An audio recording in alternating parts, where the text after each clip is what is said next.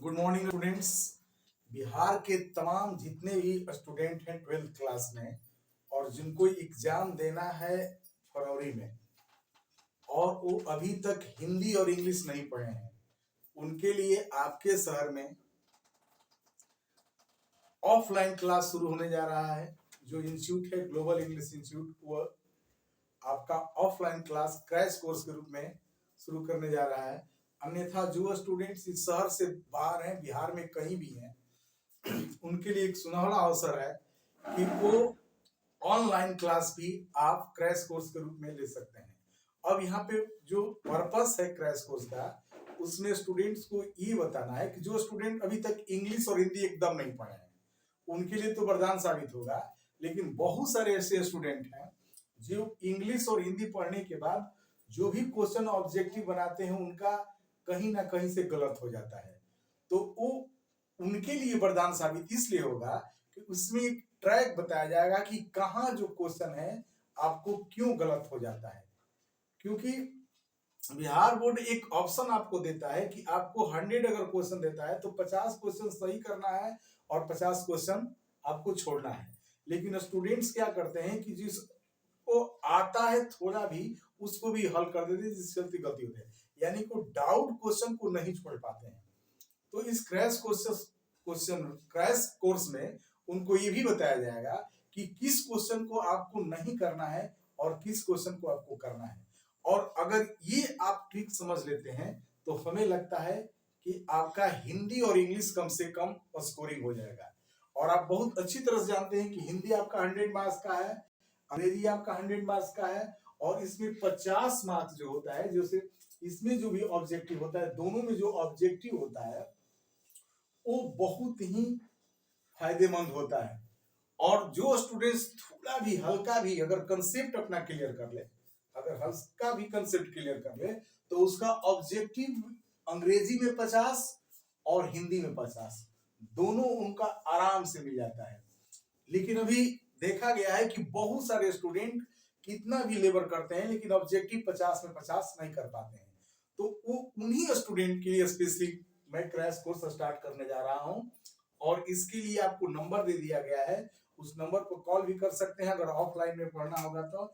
Online में अगर पढ़ना होगा तो आज इसको आप कम से कम सब्सक्राइब कर लीजिएगा, ताकि ये वीडियो एकदम शुरू से पहले हम हिंदी स्टार्ट करेंगे, इसके बाद इंग्लिश स्टार्ट करेंगे।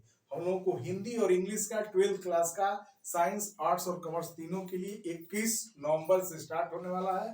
तब तक से हम क्या करेंगे कि आपको हिंदी और इंग्लिश दोनों के लिए ऑब्जेक्टिव कैसे हल करें ये बताएंगे, ताकि आप सेंटर एग्जाम से अपने आप को चेक कर सकते हैं कि मेरे पास कितना नॉलेज है। इसके बाद मैं हिंदी और इंग्लिश का सब्जेक्टिव और ऑब्जेक्टिव दोनों एकदम एक फैक्टर के साथ, एक ट्रिक के साथ, एक जब जो सटीक होगा, एक्यूरेट होगा, उस पर हम चर्चा करेंगे। और जो क्वेश्चन आपके आते हैं 10 साल का, उस पर मैं आपको एकदम सेंटर पॉइंट पे ले जाकर के आपको मैं सिंपलाइज करूंगा।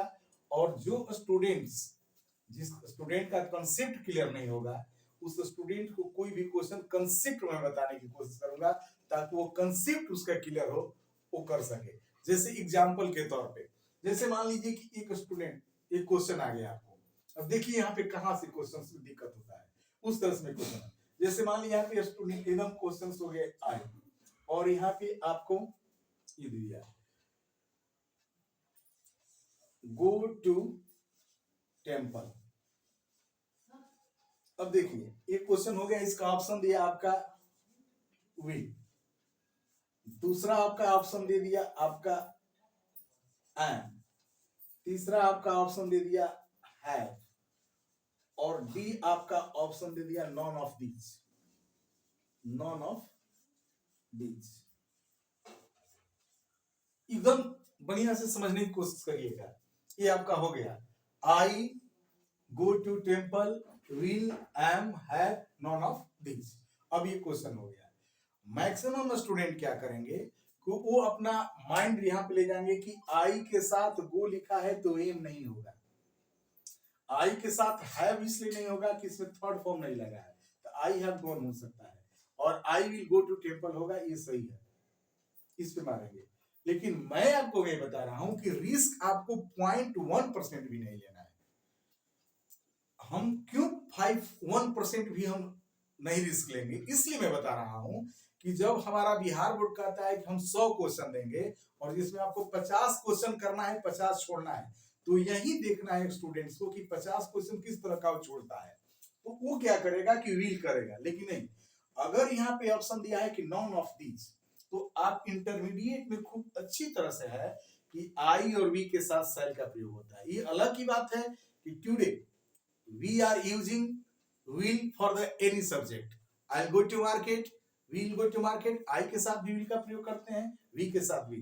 लेकिन हम लोगों की ग्रामर में लिखा हुआ है इंटरमीडिएट में खासकर कि I और we के साथ shall का प्रयोग करते हैं।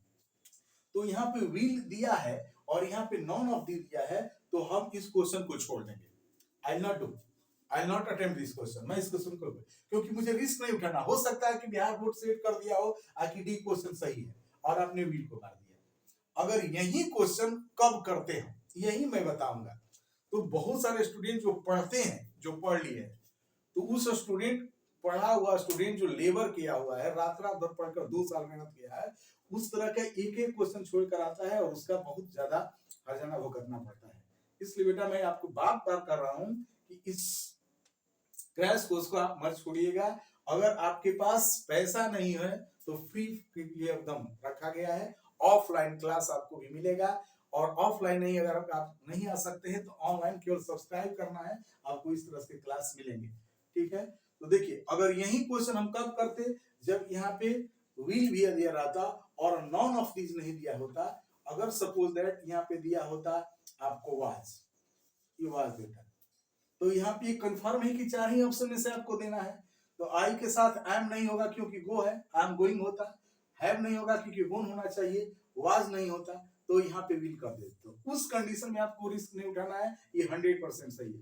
तो मैं आपको यही बताऊंगा कि जहाँ 101% जहाँ पे आपको चांसेस है वहां पे क्वेश्चन को करिएगा, जहां 0.1% भी रिस्क होगा वहां पे मत करिएगा। तो मैं सबसे पहले बताने की कोशिश कर रहा हूं कि आपके पास कितना नॉलेज है वो तो मायने करेगा, आप कितना लेबर कर रहे हैं, लेकिन आपको सही ट्रैक की जरूरत है। अगर ऑब्जेक्टिव में हिंदी और इंग्लिश में 50 पे 50 प्राप्त करना चाहते हैं तो कल से आप तैयार रहेंगे, और कल से आपका पहला क्वेश्चन आप या हिंदी से स्टार्ट करेंगे। थैंक यू बेटा, फिर मिलेंगे हम कल अगले से वीडियो में।